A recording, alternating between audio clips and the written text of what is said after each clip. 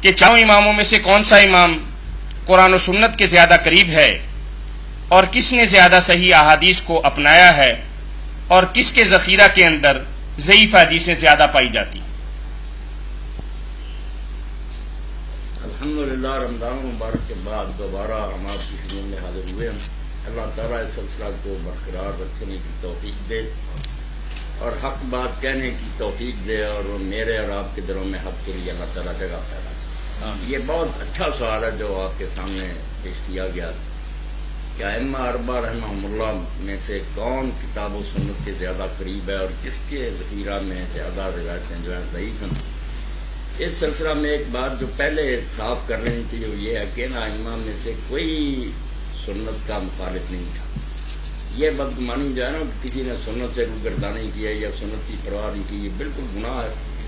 یہ سارے ائمہ جن کو امت میں مقبولیت حاصل ہے اور اللہ کی ان پر رحمت ہے،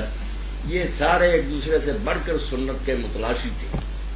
اب ان کے جو ہے نا راستے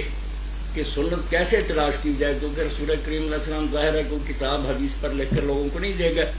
اس لیے سنت آپ کی معلوم کرنے کے راستے مختلف ہو گئے۔ یہ بات بہت اچھی ہے جو سمجھنے کی ہے۔ امام ابو حنیفہ رحمۃ اللہ علیہ نے انحصار کیا اس بات پر کہ حضرت عبداللہ ابن مسعود رضی اللہ تعالیٰ جو کوفہ میں حضرت عمر رضی اللہ بھیجے تھے، اور جن کے بارے میں صحابہ کرام بھی کہتے ہیں کہ ہم جانتے ہیں کہ رسول اللہ کی چال ڈال کے سب سے زیادہ ہم میں سے جو ہے نا مستابق ابن مسعود ہے، یہ صحیح بخاری میں مل جاتا۔ اب وہ کوفہ میں گئے، وہاں مدرسہ قائم کیا، ان کے شاگرد تھے آگے، تو امام ابو حنیفہ رحمۃ اللہ نے کہا کہ جس کے بارے میں حضرت عمر نے کہا تھا کہ اس کے علم کی مجھے بھی ضرورت ہے، مگر میں صرف اس لیے احسار کر رہا ہوں کہ دین سکھانے کی ضرورت، اس لیے عراق والوں میں احسان کر رہا ہوں۔ اب انہوں نے کہا کہ یہ اور ان کے ساتھی جن کا حال یہ تھا کہ صحابہ کہتے ہیں جب ہم آئے اور اسلام لائے تو ابن مسعود اور ان کی والدہ کو حضور کے گھر میں آنے جانے کی ایسی طرح بے روک ٹوک اجازت تھی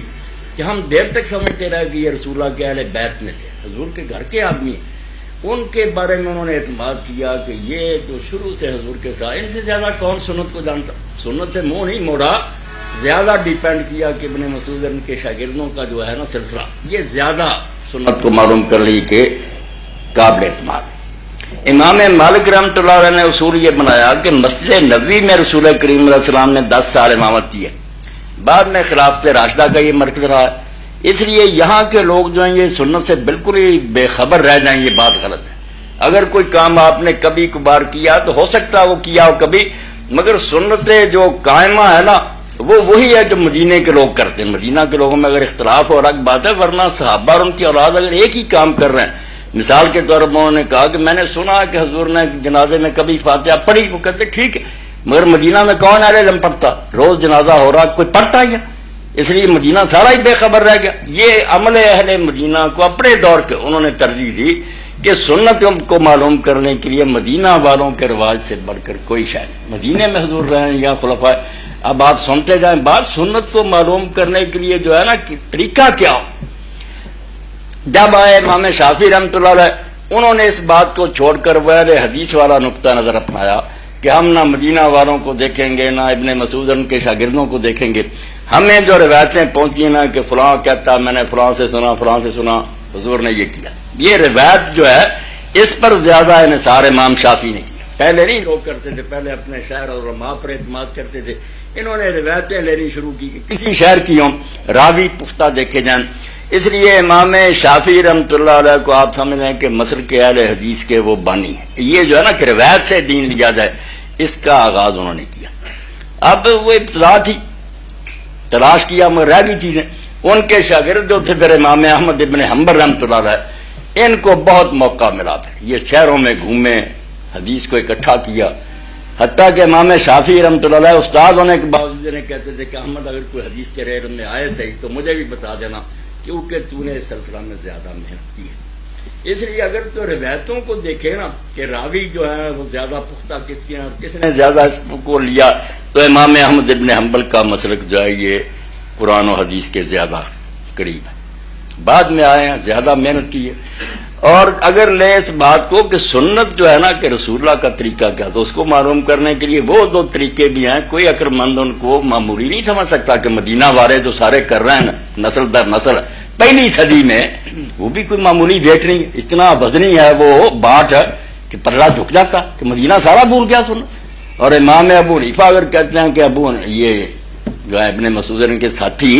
حضور نے کہا کہ تم جو یہ ابن عبد اس کا طریقہ اختیار کرو، یہ بھی حدیث میں ابن مسعود کا، انہوں نے اس کو لیا. تو میں نے جو یہ وضاحت کی اس سے پتہ چل گیا کہ ائمہ کے بارے میں یہ تو دماغ میں آنا ہی نہیں چاہیے کہ وہ سنت سے منہ موڑے ہوئے. اب سنت لکھی لکھائی تو تھی نہیں، اس کو معلوم کرنے کے لیے کیا طریقہ اختیار کیا جب وہ ائمہ نے اپنے اپنے اجتہاد کے مطابق راستے اختیار کیے ہیں. اللہ ان سب کو جزائے خیر دے، ہمارے وہ محسن ہیں. اب ہمارے لیے یہ لازم ہے کہ ہم بجائے کسی ایک پر جمود کے ایک جم جائے. اب علم سب کا اکٹھا ہو گیا، ان کے دلائل بھی سارے مرتب ہو گئے، آ گئے سامنے کہ ابو حنیفہ رحمۃ اللہ علیہ کو کیا ملا تھا، مالک کو کیا ملا، وہ سارا آ گیا. اب جو ہے نا مثل مکمل ہو چکی ہے. ایمانداری سے اگر کوئی معلوم کرنا چاہے تو دفاتر میں سب کچھ آ گیا کہ کس کی حدیث صحیح ضعیف. ہمیں اب یہی کرنا چاہیے، سب کا احترام کرے، سب کا بلا تعصب پڑھے، اور بغیر کسی دشمنی کے جس کی بات وزنی نظر آئے اس کو لے لیں، مگر ساتھ ہی دوسروں کے لیے بھی اپنے دلوں میں گنجائش پیدا کریں کہ اگر وہ ہماری تحقیق سے مطمئن نہیں اور اپنے طریقے کو زیادہ سنت کے قریب سمجھتے ہیں تو ہمیں لٹ لے کر ان کے پیچھے پڑنے کا کوئی حق نہیں. سنت سے کوئی منکر نہیں. یہ وہم جو ہے نا کوئی گروہ سنت کو نظر انداز کے غلط ہے. سنت کو معلوم کرنے کا راستہ کیا ہونا چاہیے؟ مدینہ کو دیکھنا چاہیے، راوی دیکھنے چاہیے، یا ابن مسعود کے ساتھیوں پر انحصار کرنا چاہیے جس کے بارے میں خود حضور میں آپ نے فرمایا کہ ابن ام عبد کا طریقہ اختیار کرو. تو اس لیے یہ ائمہ جو ہے ان میں سے کوئی سنت کا دشمن نہیں،